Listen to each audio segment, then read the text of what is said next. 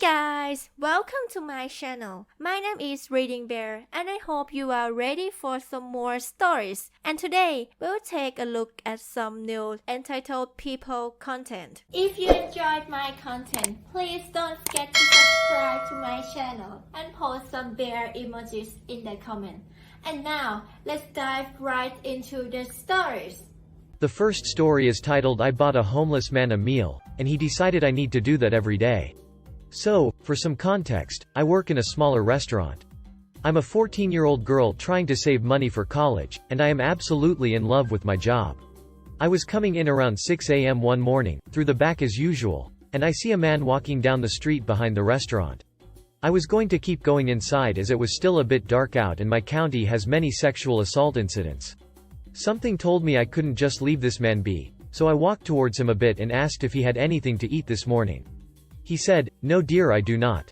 So I told him to come around the front entrance of the building and I'd treat him to some breakfast. After I got clocked in, stocked the bakery, opened the doors and such, he hadn't come in yet. About 30 minutes passed and I was sad for a while. I finally saw him come in. I gave him a menu and some water while we got his food ready. He got a breakfast burger, has browns, and a muffin. He left when he was finished eating and I smiled the rest of my shift because I was able to feed a man that morning. The next day came, I opened at 6, did everything as normal when he came in around 8. I was surprised to see him, and he ordered the same thing. Part of me did wonder if he expected me to pay again, but I pushed it aside as I cleaned some tables and waited on his order. I got it ready and told him the total. His tone went sour. CB. It costs money, me. Yes sir, it's total amount. CB. But you paid for me yesterday, me. Yes I did, I try to be nice and do good deeds, but I cannot afford to do that every day, CB. That's ridiculous. You expect me to pay, total amount. Me. Yes, I do. You ordered the food. CB. Begrudgingly pulls out wallet and gives me $20. At this point I'm a little shocked he asked me to pay for him once again and almost did as there was a point where I was nearly homeless, and I really try to help as much as I can. He took his food to go and left. Then the next day came. Same thing, 6 a.m., he comes in around 8. He orders the same thing, I get it ready, and he asked me, can it be free? I responded with, no, unfortunately, restaurant name, cannot give food away for free. CB sighs and rolls his eyes once again, citing something about my being an idiot. He says he needs to run to the bank and, not surprisingly, he doesn't come back. My manager marks it as a walkout and he didn't come back in after this. I don't know why he didn't understand that I, barely a freshman in high school trying to get a jumpstart on my life, can't pay $20 a day for his burger. Looking back, he was probably a beggar pretending to be homeless, as there have been more and more stories of that sort in my state as well. In these times money is obviously harder to come by and I can understand looking for more work to get by, but I cannot understand being so unethical as to call a teenager a idiot and ask her to pay for his hollandaise hash browns. Thought this story belonged here. Hope I could make some of you laugh with the nerve of this guy. The next story is titled Choosing Beggar Harasses Volunteer. I recently took over as administrator of my church's food bank and my private phone number was published, with my permission, as an emergency number to call if you can't wait for regular hours to get food. A woman called a week and a half ago and made an appointment for 2 days later. The next night she texted me with an unwarranted complaint and that she wouldn't be coming the next day. I let her know that the particular food item was just bought 2 days before it was given to her, so the fault would be on the grocery store, not us. I also said it was her choice whether or not to come. She got some digs in and kept repeating them until I replied repeating that whether or not she comes in to get food is up to her. She asked what food she would be given if she came, and I said it would depend on what we have.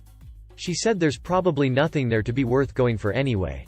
I told her I had just restocked the shelves the previous day, plus we had a big donation from a local university. She said I was lying because I just said I didn't know what was there. I said I hadn't memorized what I stocked. She accused me of lying and called me a robot and told me twice to get a life. I commented that I have a life. She fast-fired 4 insults and fat-shamed me. I am overweight due to having no thyroid. I told her I stopped putting up with abuse years ago.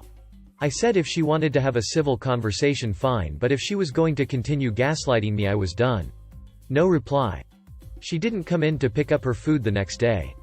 Fast forward a week. She messages me again wanting to come in to pick up food. We made an appointment. She asked me to deliver it, but I told her I couldn't because it is against policy and because I don't have a car. This resulted in more abuse. But she said she would come. About 3 the next morning she texted me to ask for numbers for help as her husband was beating her up. I sent her the numbers for abuse shelters in the area. A few hours later she messaged me and said she was leaving but would need shampoo and soap added to her food pickup that morning. Since the food bank doesn't have those items, I picked some up with my own money on my way to the church. She didn't know I was paying for them myself. While I was at the church, she messaged me to ask what was in the bags I packed.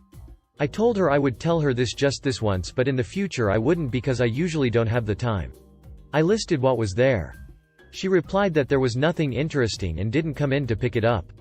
The next day she messaged me again wanting food and we made the appointment. She texted me an hour later and asked how many bags it would be. I said I didn't know. She text bombed me asking how many bags and I ignored the texts. She finally stopped. When I was at the church she asked again and said she needed to know whether to walk or bring her bike. I told her 5 bags. She sent a laughing emoji.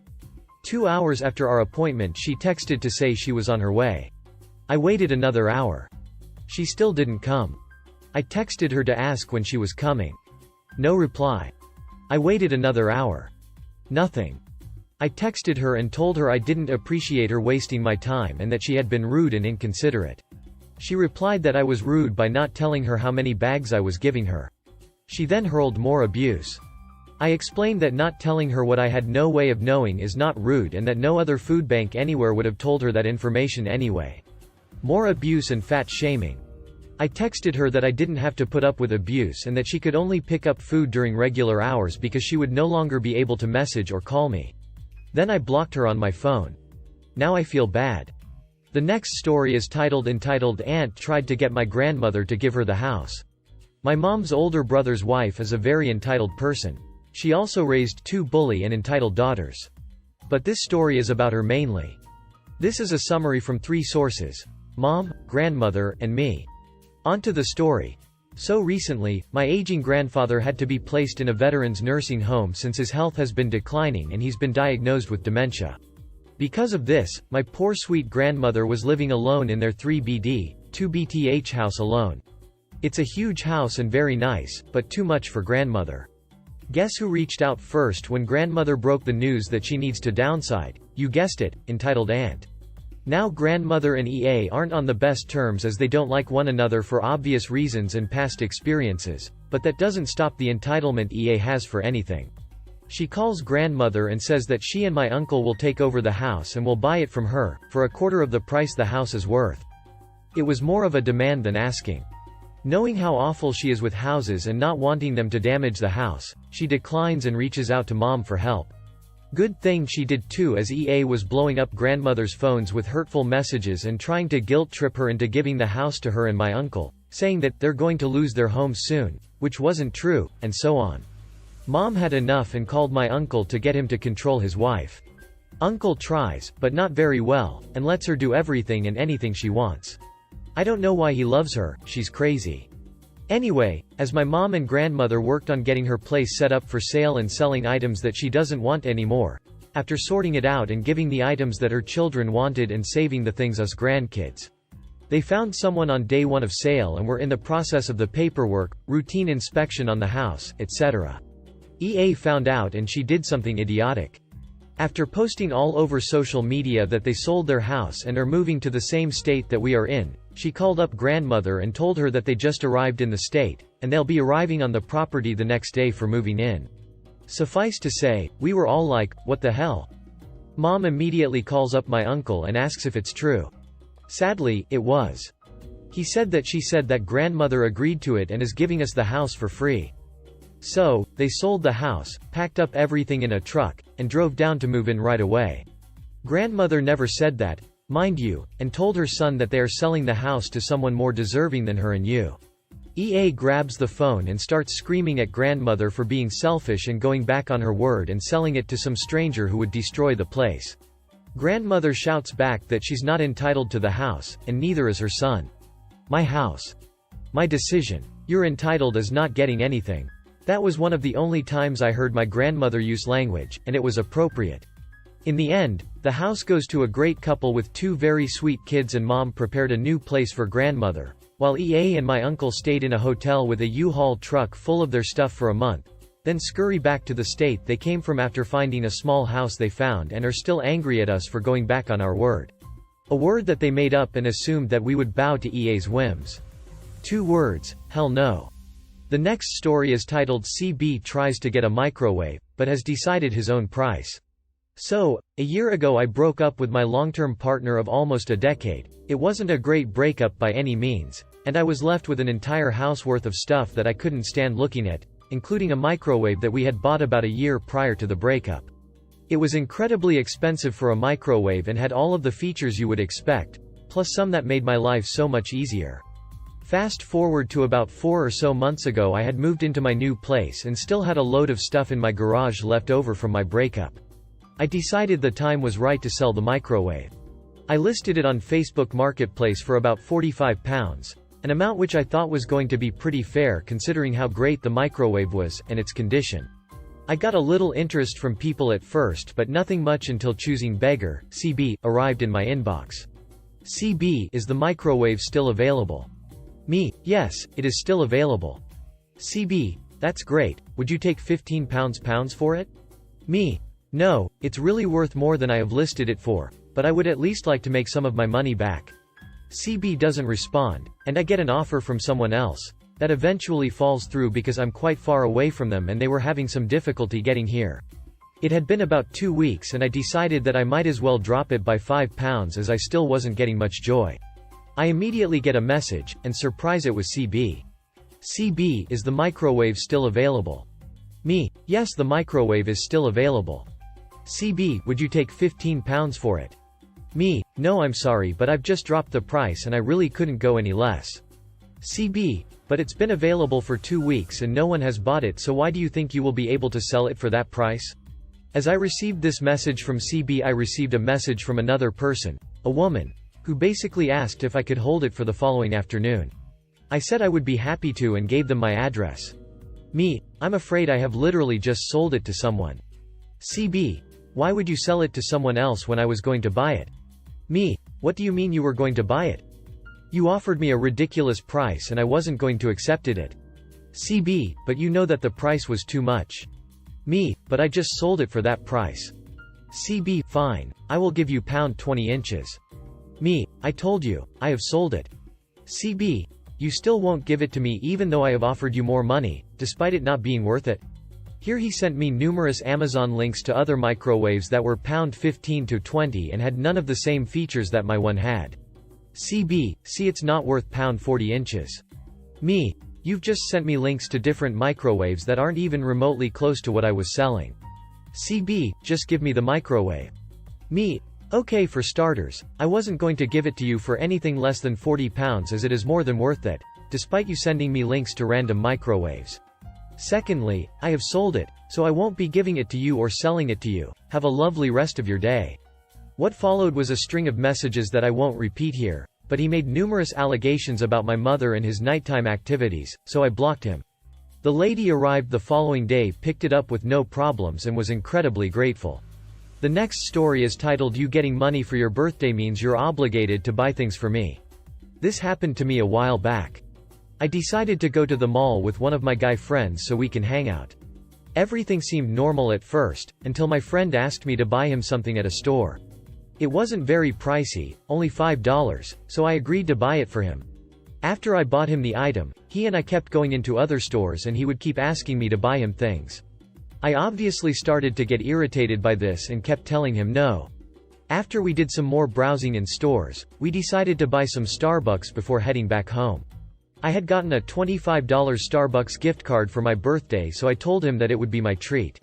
While we were walking over to Starbucks, my friend saw Haagen-Dazs opened in the food court. He said that he wanted to get something from there instead, and I didn't have a problem with that, but I made it clear to him that if he got Haagen-Dazs instead, I wouldn't be paying for him since I wanted Starbucks and only had the gift card valid there. He didn't say anything back to me and rushed over to Haagen-Dazs. I followed him and saw him order an ice cream. When the employees finished making his ice cream, they gave him the total.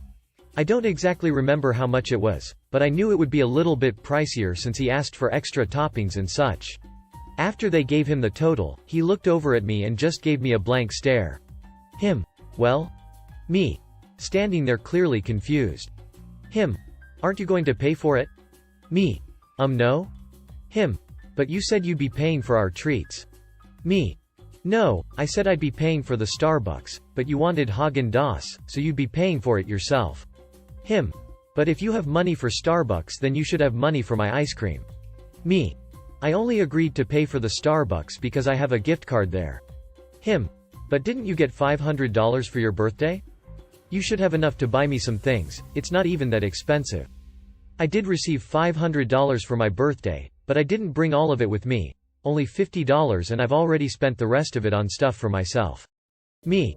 But just because I got that for my birthday doesn't mean I have to spend it all on you. Him. But it would be nice of you to spend a little bit of it on me. He says that literally 15 minutes after asking me to buy him several different Funko Pops at GameStop. Me and him kept arguing until his mom called him to say that she was outside waiting for us. He pulled out some cash and paid for his ice cream before storming off.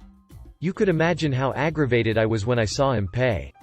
This guy had money on him to pay for his food but chose to have me pay for it just because I got money for my birthday. Just to clarify, I don't mind paying for a friend, depending how much it is, but I won't be paying for them every time we go out somewhere that they're expected to bring their own money. He would still ask me once in a while if I wanted to go back to the mall with him and I would say no and remind him about how he acted last time. He would always say the same thing over and over, that I should be more considerate of others, and it wouldn't hurt for me to give him $100 or so of my birthday money. Yes, he actually said that to me. The next story is titled My Grandma is a CB over my gifts. I just felt like venting about this since it just happened. If this doesn't belong here, let me know and I'll remove it. It just seemed to fit the bill to me. A little context, I live with my gran because I'm her primary caregiver. So, my boyfriend works tomorrow, Valentine's Day, and we decided to go do something today instead. I got him a gift, and he took me out to lunch at a nice place. I got home with my leftovers, and my gran just scoffed and said, "So that's all he got you for Valentine's Day?" Like, yeah, and?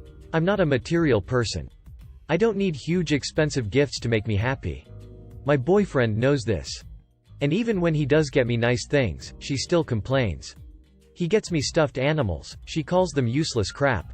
He gets me my favorite snacks or takes me out to eat, she says I don't need the calories. He gets me fake flowers because I hate when real ones die, and she says he's just being cheap. He even got me a new laptop for Christmas once when my old one died, and she immediately said, "Guys don't buy girls gifts like that unless they want something," which quickly turned into, well, there must be something wrong with it, when it became clear that he wasn't expecting anything in return. It's infuriating. The only time she didn't complain about something was when he got me a throw blanket, and that was only because she wanted it. I shut that down right away, and then she pitched a fit because I didn't need any more blankets and he just bought you more clutter. There's no conclusion here, really. I still love anything he does for me, regardless of what she thinks. I ignore her complaints, which probably ticks her off even more. It's just so annoying that she feels the need to act like my gifts from my boyfriend aren't good enough for her. And then she wonders why he never hangs around at my place. If you enjoyed the video, please subscribe to the channel and post some bear emojis in the comments.